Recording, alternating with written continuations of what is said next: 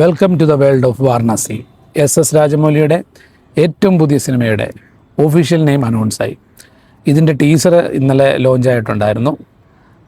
പെട്ടെന്ന് കാണുമ്പോൾ നമ്മൾ എന്താ പറയുക, ഇതിനെക്കുറിച്ച് പറയുമ്പോൾ നമുക്ക് ഒരു ഭയങ്കര അസ്റ്റോണിഷ്മെൻ്റ് ആയിട്ടുള്ളൊരു അവസ്ഥയായിരുന്നു. കാര്യം ഇതിൻ്റെ ടീസറിലെ പല വിഷ്വൽസുകളും കട്ട്സുകളും ഒക്കെ പ്രേക്ഷകരെ വേറൊരു തലത്തിലേക്ക്, ഇമാജിനറിയുടെ പുതിയ തലങ്ങളിലേക്ക് എത്തിച്ചുകൊണ്ടിരിക്കുകയാണ്. കാര്യം പെട്ടെന്ന് കാണുമ്പോൾ നമ്മളൊരു ഒറ്റ നോട്ടത്തിൽ നമുക്ക് അതിനെക്കുറിച്ച് ഇങ്ങനെ ഒരു ചെറിയ ബ്രീഫ് ഡിസ്ക്രിപ്ഷനൊക്കെ പോലെ പറയുവാണെങ്കിൽ, ഒരു ആസ്ട്രോയിഡ്സിൻ്റെ ഒരു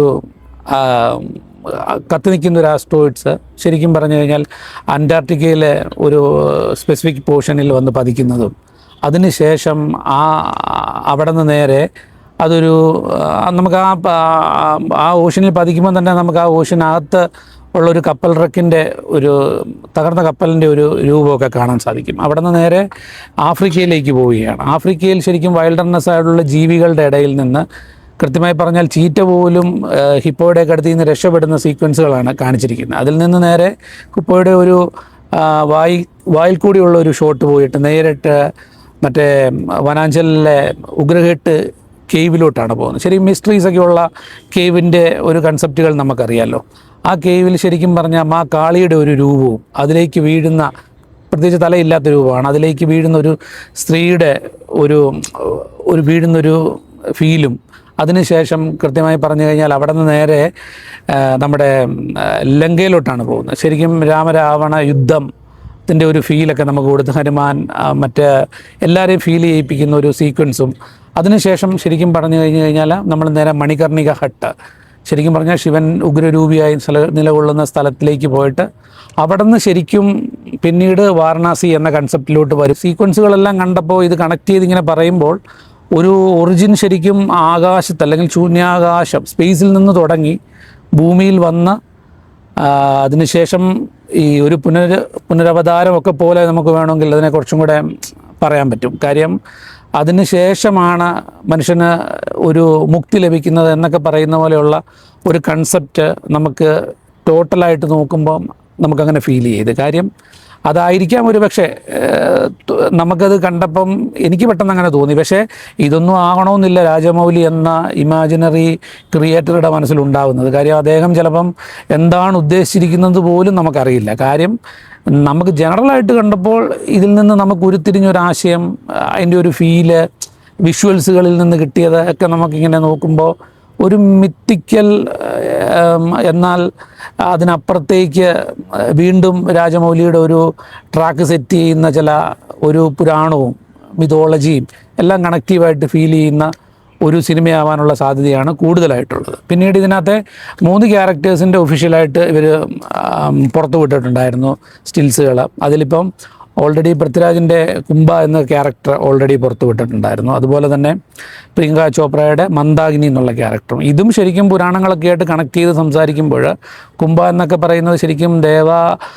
ലോകവും അസുര ലോകവും ഒക്കെ നമ്മൾ കൺസെപ്റ്റുകൾ പറയുമ്പോൾ ശരിക്കും ഇവർക്ക് ഏറ്റവും അസ്വസ്ഥനായ ഒരു ആളായിരുന്നു കുംഭ എന്ന് പറയുന്ന ആൾ. ശരിക്കും കുംഭ ശരിക്കും ഒരു അസുരനാണോ എന്ന് ചോദിച്ചു കഴിഞ്ഞാൽ അതിനേക്കാൾ അപ്പുറം ഇവർക്ക് ഏറ്റവും ശല്യം ഉള്ള ഒരു വ്യക്തിയായിട്ടാണ് ഇതിനകത്ത് പറയുന്നത്. പക്ഷേ അവിടെ ശിവൻ്റെ ഒരു ഉഗ്രരൂപിയാകുന്നതും പിന്നീട് അദ്ദേഹം കൃത്യമായി ഈ കുംഭയെ കൊല്ലുന്നതുമൊക്കെയാണ് ശരിക്കും കൺസെപ്റ്റ് വൈസിൽ പറയുന്നത്. അതുപോലെ തന്നെ മന്ദാകിനി എന്നുള്ള ക്യാരക്ടർ എടുക്കുമ്പോൾ ശരിക്കും മന്ദാകിനിയുടെ ഒരു ഫീല് എന്ന് പറഞ്ഞാൽ ദേവലോകത്തെ ഒരു നദിയുടെ കൺസെപ്റ്റൊക്കെയാണ് സാധാരണ പറഞ്ഞു കേട്ടിട്ടുള്ളത്. അതിൽ നിന്ന് പിന്നീട് ശിവൻ്റെ മുടിയിൽ കൂടി, അതായത് അവിടെ നിന്ന് ദോഷം കൊള്ളുമ്പോൾ ശരിക്കും അവിടെ നിന്ന് ഭൂമിയിലേക്ക് ഒഴുകേണ്ട ആൾ ഇത് ശിവൻ്റെ ഒരു തലമുടിയുടെ ഇതിൽ പിടിച്ച് അതിന് ശേഷമാണ് ഈ ഗംഗയിലേക്കുള്ള അല്ലെ ഭൂമിയിലേക്കുള്ള ഒരു പ്രവാഹത്തിൻ്റെ സാധ്യതയൊക്കെ മിത്തോളജികളിലൊക്കെ പറഞ്ഞു കേട്ടിട്ടുള്ള ചില കഥകളുടെ പോർഷൻസുകൾ.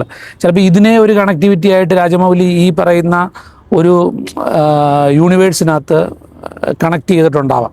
ഒരുപക്ഷെ അങ്ങനെയാണെങ്കിൽ ഈ സിനിമയുടെ ഒരു സ്കെയിൽ എന്ന് പറയുന്നത് നമ്മൾ ഉദ്ദേശിക്കുന്നതിനേക്കാളൊക്കെ മുകളിൽ പോകാൻ സാധിക്കും. കാര്യം പ്രത്യേകിച്ച് വെസ്റ്റേൺ ഓഡിയൻസിനോടൊപ്പം തന്നെ ഇന്ത്യൻ കൾച്ചറും വേറൊരു ലെവലിലോട്ട് രാജമൗലി ഈ സിനിമയിൽ ബ്ലെൻഡ് ചെയ്ത് വെക്കാനുള്ള സാധ്യതകളാണ് കൂടുതലും കാണുന്നത്.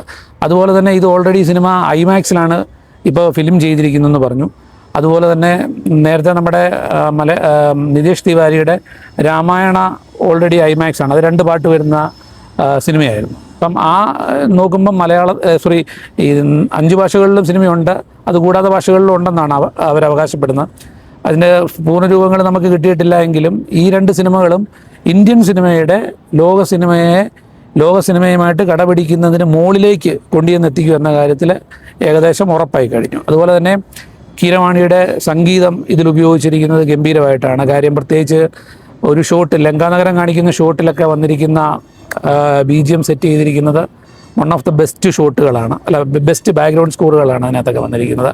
അതേ ഓൾറെഡി ഓസ്കാർ വിന്നറാണ്, എന്നാൽ പോലും ഈ സ്കോറ് വേറൊരു തലത്തിലേക്ക് അത് കൊണ്ടുവന്നെത്തിക്കുമെന്നുള്ള കാര്യത്തിൽ സംശയമില്ല. എന്താണേലും ഗ്ലോബ് ട്രോട്ടർ എന്ന കൺസെപ്റ്റിനെ ഇപ്പോൾ ഒരു ടൈം ട്രോട്ടർ എന്ന രീതിയിലേക്ക് മാറ്റിയിട്ടുണ്ട്. കാര്യം ടൈം ട്രോട്ടർ എന്ന് പറഞ്ഞു കഴിഞ്ഞാൽ ശരിക്കും അറിയാമല്ലോ, ടൈം ട്രാവലുമായിട്ട് ബന്ധപ്പെട്ട് ലോകസഞ്ചാരത്തിൻ്റെ എല്ലാ സാധ്യതകളും, ഒരുപക്ഷെ മഹേഷ് ബാബുവിൻ്റെ കഥാപാത്രമൊക്കെ ചിലപ്പം വൈൽഡ് ലൈഫ് ഫോട്ടോഗ്രാഫർ ആയിരിക്കും എന്നൊക്കെ ആദ്യകാലത്ത് പറയുന്നുണ്ട്. ഇപ്പം നമുക്ക് ഇതിലെ വിഷ്വൽസുകൾ കാണുമ്പോൾ ആഫ്രിക്കയൊക്കെ കാണിക്കുന്നുണ്ട്, വന്യജീവികളെയും കാണിക്കുന്നുണ്ട്. മേ ബി നമുക്ക് അങ്ങനെയൊക്കെ ചിന്തിക്കാനുള്ള സാധ്യതകൾ കൂടുകയാണ്. അപ്പം അതിനേക്കാൾ അപ്പുറം ഇതിൻ്റെ കണക്ടിവിറ്റി എന്ന് പറഞ്ഞ് ഇവരിങ്ങനെ കൊടുത്തിരിക്കുന്ന കോസ്മിക് തുടങ്ങി ഭൂമിയിൽ വരുന്ന ഒരു പുനർജനിക്കുക എന്നൊക്കെ പറയുമ്പോൾ, വാരണാസി എന്ന് പറഞ്ഞ കൺസെപ്റ്റ് തന്നെ ശരിക്കും നമ്മുടെ പാപങ്ങൾക്ക് മോക്ഷം കിട്ടാനാണ് വാരണാസിയിൽ സാധാരണ ആൾക്കാർ പോകുന്നത്. അവിടെ വെച്ച് ശിവൻ പൂർണ്ണമായിട്ട് നമ്മുടെ പാപങ്ങളെ ക്ഷമിക്കുമെന്നുള്ളൊരു കൺസെപ്റ്റും കൂടെ വാരണാസി എന്ന സങ്കല്പത്തിനുണ്ട്. അതുപോലെ തന്നെ ശരിക്കും വാരണാസി ശരിക്കും അത് ഗംഗാ റിവറിൻ്റെ ഒരു ഇതായിട്ടും കൂടെ നമുക്ക് കണക്കാക്കാം. ശരിക്കും ഗംഗയുടെ രണ്ട് നദികൾ, ഗംഗയുടെ കൂടെ ഒഴുകുന്ന 2 നദികൾ, ശരിക്കും പറഞ്ഞാൽ അസീം വാർണയും കൂടെയുള്ള കണക്ടിവിറ്റിയും കൂടെ വേണമെങ്കിൽ നമുക്ക് കൂട്ടി വായിക്കാനുള്ള സാധ്യത നമുക്കിതിനകത്തുണ്ട്. പക്ഷേ അതിനോടൊപ്പം തന്നെ ഇപ്പം ഗരുഡയുടെ കഥാപാത്രത്തെക്കുറിച്ച് ചില സ്ഥലങ്ങളിലൊക്കെ പ്രതിപാദിച്ച് കാണിക്കുന്നുണ്ട്. അപ്പം ഗരുഡയുടെ കൺസെപ്റ്റും ഈ പറഞ്ഞ പോലെ കുംഭമേളയൊക്കെ ആയിട്ടുള്ള കൺസെപ്റ്റുകളിലേക്ക് അതും ഒക്കെ വേണമെങ്കിൽ ഇതൊക്കെ കണക്ട് ചെയ്യാനുള്ള സാധ്യത കൂടുതലാവും. എന്തൊക്കെ പറഞ്ഞാലും ഉത്തരേന്ത്യയുടെ സംസ്കാരത്തിൻ്റെ ഒരു പുതിയ രൂപം രാജമൗലി ഗ്ലോബ് ട്രോട്ടറിൽ സൃഷ്ടിക്കുമെന്നുള്ള കാര്യത്തിൽ ഒരു സംശയവും ഇല്ല.